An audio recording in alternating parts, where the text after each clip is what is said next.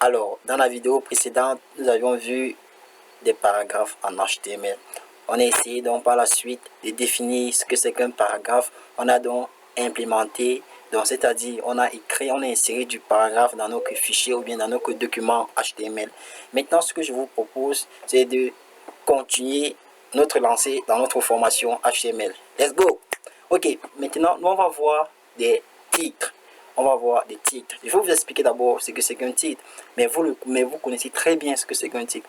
Prenez un peu notre page web. Vous savez, les pages web sont comme des livres, sont comme des documents, juste que à la seule différence que c'est numérique et ces derniers sont hébergés sur Internet. Donc c'est Google qui les héberge. Bingo. Ok, maintenant je vais prendre un exemple. Lorsqu'on a un livre, naturellement, on prend un livre, nos livres sont subdivisés en parties et en sous-parties, c'est-à-dire même en sections et en sous-sections. Maintenant, vous allez voir ces parties, il y a les grandes parties et les sous-parties qui sont des petites parties, si je peux le dire ainsi.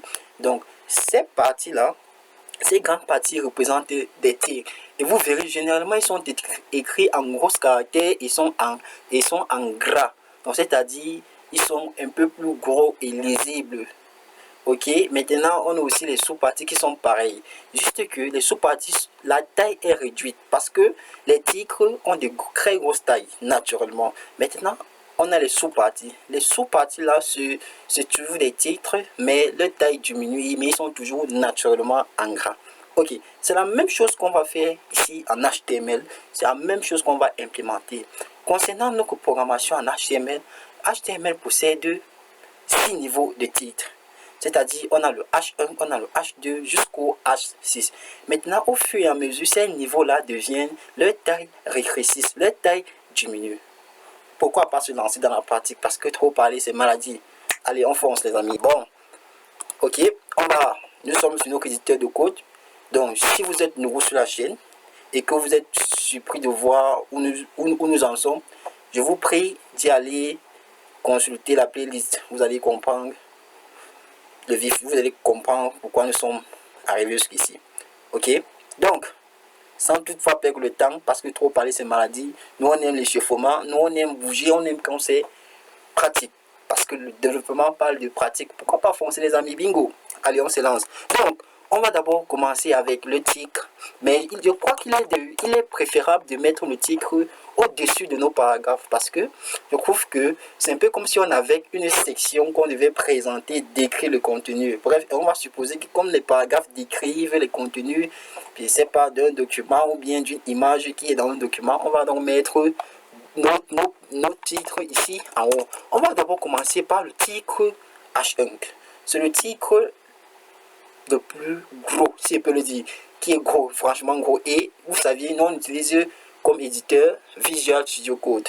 Et tout ce qu'on a fait, ce n'est que de mettre H.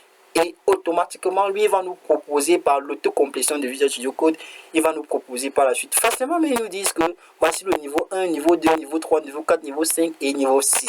Nous, on s'intéresse d'abord au niveau 1. Nous ne sommes pas pressés, c'est très simple. Nous, on sélectionne puisque notre curseur est en surbrillance, c'est bleu foncé, alors on clique sur Enter. C'est-à-dire, on a déjà sélectionné nos critiques de niveau 1, alors on fonce. On peut mettre comme contenu dans ce titre mon premier titre. Pourquoi pas? On met mon premier titre. Ok. Oh, désolé. Hop. Ok. Là, on va donc essayer d'enregistrer cela. Donc, on va voir l'apparence parce que moi, j'ai hâte de voir donc l'apparence. Ok.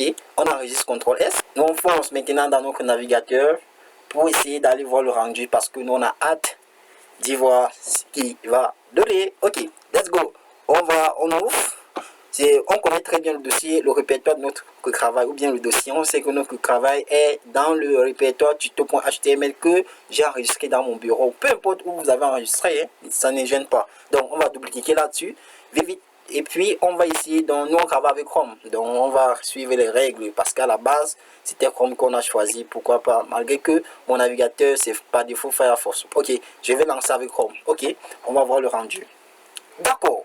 Subitement, nous sommes surpris parce qu'on voit l'apparence, on voit mon premier titre apparaître. On voit comment c'est gros et c'est en gras. c'est plutôt pas mal. Donc ça veut dire que ce qui est ici en bas, c'est un contenu. Et maintenant, voici le titre en fait dit, vous allez voir le titre. Le titre en fait indique ce qui va suivre. Donc décrit de manière superficielle le contenu d'un fichier, d'un document, bref. C'est indique déjà, donc ça peut dire que le contenu qui va suivre là, c'est un rapport avec le titre. Donc nous on va continuer, on a ça sur le titre H1. Nous on veut s'arrêter jusqu'au site pour voir les niveaux. On va voir le niveau H2. Vous allez voir un peu, c'est un peu plus petit. Pas si vraiment petit que c'est, hein, parce que le H6 c'est vraiment petit, le H5. Donc on va aller dans notre éditeur, sans plus tarder, on va donc augmenter, on met encore H tout simplement. Et on met H2, ok. On met ici là mon deuxième titre. Vous allez mettre tout simplement mon deuxième titre, ok. Hop, d'accord, c'est bon, on a enregistré. On peut aussi même foncer, hein. Pourquoi pas mettre H3 une fois. On met H3 pour voir, ok. On va dire ici là mon troisième titre, ok. Mon troisième titre. Pourquoi pas aussi. Bon, on met H4. Ok, on va mettre ici mon quatrième titre. Ok, on va essayer d'enregistrer, on s'arrête d'abord là parce qu'il y a encore deux titres qui manquent. Donc, vous connaissez bien les deux titres, c'est le A5 et le A6. Pas mal, on fonce, on exécute d'abord. Ok.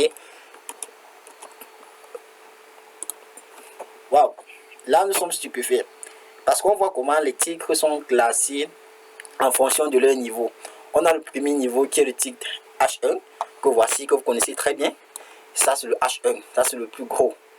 Voici quand même, ça fait aussi partie des catégories des gros. Après on a ici le H3, c'est un peu moins. Le H4 c'est aussi un peu moins. Donc on va foncer, on va voir le reste des titres, ok. On va voir H5 pour dire mon cinquième titre, hop, mon cinquième titre, ok. Et enfin on va voir le dernier titre H6, mon sixième titre, ok. Hop, mon sixième titre. Ok, let's go. Pourquoi pas, nous sommes impatients, nous sommes enthousiastes d'aller voir le rendu, ce que le navigateur va nous afficher. Allez, CTRL S, allez, on va prendre faire F5 pour enregistrer. Oh. On voit ici, voici ça, mon sixième titre et mon cinquième titre. Ça représente les petits titres de taille très petite. Cinquième et sixième. Et maintenant, le quatrième titre et le cinquième représentent des titres de taille moyenne. Et enfin, le deuxième titre et le premier représentent les titres de grosse taille.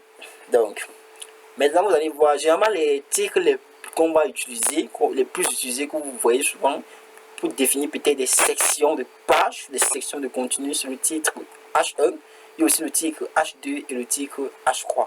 Ce sont les titres les plus utilisés. Et cela n'empêche, vous pouvez utiliser n'importe quel titre. Après, vous allez styliser, augmenter. Lorsqu'on va voir du CSS, vous allez voir.